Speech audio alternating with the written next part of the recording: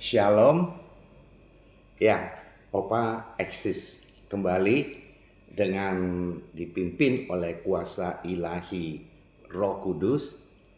Opa tampil lagi untuk berkhotbah dengan tujuan utama spiritual Opa adalah memberkati dan memotivasi kita semua agar kita punya kehidupan ini semakin hari semakin hidup radikal kepada Yesus Kristus Tuhan.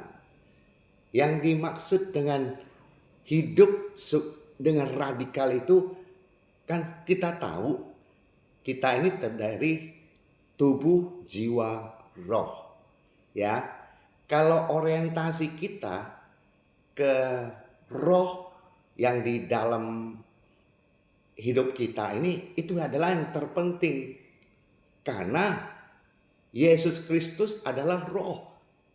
Semakin roh kita ini, kehidupan sumber daya ini ada di dalam kuasa ilahi rohnya, sumber daya kehidupan. Dan roh kita bisa mengadakan connected kepada sumber daya ilahinya. Ya, itu yang terpenting dulu. Jadi kita itu melihat tubuh, jiwa, roh itu harus bersatu padu. Kalau tidak bersatu padu, contohnya, kalau pikiran kita ingin katakan makan nasi padang, ya, tapi roh kita di dalam hati kita ini maunya makan Chinese food. Jadi itu bertentangan. Ya. Nah, antara tubuh, jiwa, roh ini harus bersatu padu. Nah, misalnya kita yang saya katakan tadi, istri mau makan nasi padang, kita mau makan Chinese food. Kalau berdua tubuh, jiwa, rohnya itu tidak bersatu padu, ya selama ini akan bertentangan, berlawanan, kontra indikasi gitu. Nah, makanya saya katakan demikian karena dilihat dari komentar Rasul Paulus, kita lihat di Galatia 2 ayat 20. Ya, dia bilang, I have been crucified with Christ and I no longer live. Artinya, Rasul Paulus berkata demikian, dia itu udah dagingnya itu di-crucify. Ya kan? Dan dia sekarang hidup bersama dengan Kristus, artinya rohnya mempunyai vertikal intimasi dengan Kristus. Nah, jadi di sini diorientasikan Rasul Paulus kan ada tubuh, jiwa, roh ya, manusia ya. Jadi dia bilang tubuhnya itu sudah di-crucified, sudah disalibkan. Karena selama dia melakukan pelayanan, ya pastilah daging itu pasti merongrong dia. Makanya dia dengan keyakinan iman, dia berkata demikian, bahwa dead to sin. Ya, jadi dagingnya itu harus di-crucified, harus disalibkan. Jadi jiwa dan rohnya melayani sepenuhnya kepada Kristus. Ya. Nah, kemudian dia sambung lagi. Ya, I have been crucified with Christ and I no longer live, but Christ live in me. Kristus yang hidup di dalam saya. Gitu. The life I now live in the body. Saya sekarang, Rasul Paulus berkata bahwa saya sekarang hidup tetap tubuh ini sebagai wadah, ya. Tetapi I live by faith in the Son of God. Tetapi saya hidup dengan tindakan iman, dengan iman kepada Yesus Kristus Tuhan. Jadi artinya Kristus itu semakin membesar.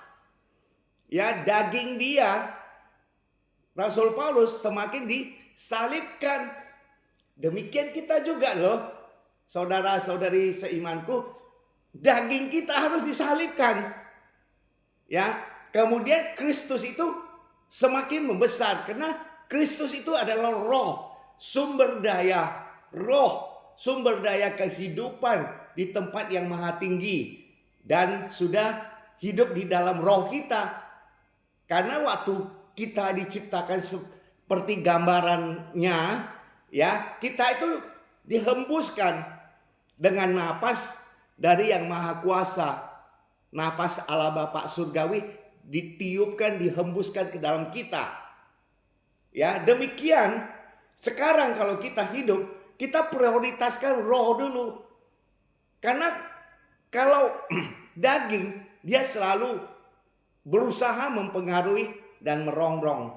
Tapi kalau roh adalah bersatu padu dengan jiwa, makanya kita harus meng-stir up. Daging itu harus di-stir agar menyatu dengan tubuh, jiwa, roh. Jadi bersatu padu sehingga kita bisa mengadakan penyembahan kepadanya di dalam roh dan kebenaran dan di dalam kasih. Amin ya. Praise the Lord. Nah, untuk itu kita lihat sekarang bahwasanya dia katakan ini di Efesus ya. Efesus 1 ayat 17. Ya. Di sini diucapkan ayat 16 dulu ya supaya bisa di-link ya. Aku pun tidak berhenti mengucap syukur karena kamu dan aku selalu mengingat kamu dalam doaku. Ini Rasul Paulus berbicara dengan orang Efesus. Dan Efesus 1 ayat 17, dan Rasul Paulus meminta kepada Allah Tuhan kita Yesus Kristus, yaitu Bapa yang mulia itu, supaya ia memberikan kepadamu roh hikmat. Ya, jadi orang Efesus itu masih tergantung kepada daging cukup dominan. Jadi Rasul Paulus di sini dia sebutkan dia selalu mengingatkan orang jemaat di Efesus dengan berdoa dan meminta kepada Allah Bapa surgawi memberikan mereka roh hikmat. Ya. Nah, dan wahyu untuk mengenal dia dengan benar. Jadi Rasul Paulus itu berdoa, kemudian memohon, meminta kepada Allah Bapa surgawi agar memberikan jemaat Efesus roh hikmat dan roh wahyu, agar mereka, kalau sumber daya kehidupan roh itu sudah masuk ke dalam roh mereka, mereka diberikan roh hikmat dan roh wahyu. Ya, jadi mereka itu akan timbul pikiran mereka itu adalah pikiran yang radikal terhadap Yesus Kristus Tuhan. Ya, hati mereka berakar. Radikal itu semakin hari semakin berakar, semakin hari semakin mendalam. Dalam hal ini adalah Yesus Kristus Tuhan. Ya, itu yang dimaksud oleh Rasul Paulus kepada jemaat Korintus, jemaat Efesus. Ya, nah kalau kita bagaimana? Kalau kita juga boleh demikian, kita berdoa meminta roh hikmat, roh wahyu dari sumber daya maha tinggi untuk roh kita. Roh kita hidup tenang, roh kita hidup menyembahnya, ya, di dalam kasih. Ya, kemudian kitanya sendiri harus berusaha agar jiwa kita tetap stabil. Nah, anggota-anggota tubuh kita selalu ngomong apa? Under control of Holy Spirit. Senantiasa di bawah kontrol, under leaded, di bawah pimpinan oleh kuasa ilahi Roh Kudus. Haruslah demikian, ya.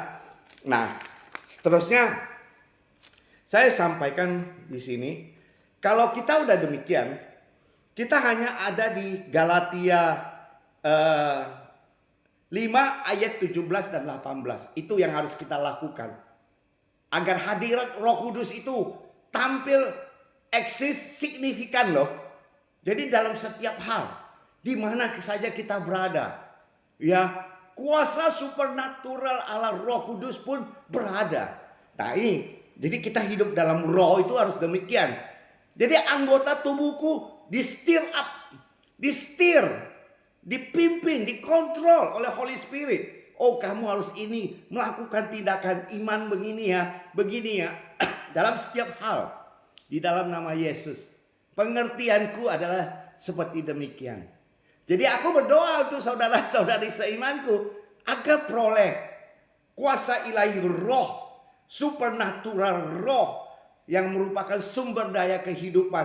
Kita hidup sehat, hidup bahagia, hidup harmonis kepada semua pihak. Dan suka membantu orang-orang yang membutuhkan. Ya. Nah, itu dia.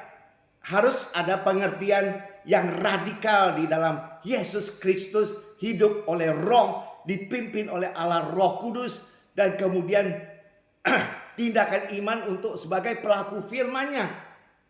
Ya, itu yang the best of the best ya, friend. Ya. Nah, di sini disebutkan di ayat 18-nya, Galatia 5 ayat 18. Akan tetapi jikalau kamu memberi dirimu dipimpin oleh Roh Kudus, maka kamu tidak hidup di bawah hukum Taurat. Karena hukum Taurat itu, daging itu masih berusaha mempengaruhi dan membuat orang yang hidup di dalam hukum Taurat itu akhirnya menjadi sia-sia. Tapi kalau kita ini hidup dipimpin oleh Roh Kudus, hidup kita itu dalam setiap hal, Roh Kudus itu tampil untuk kita hidup berkemenangan.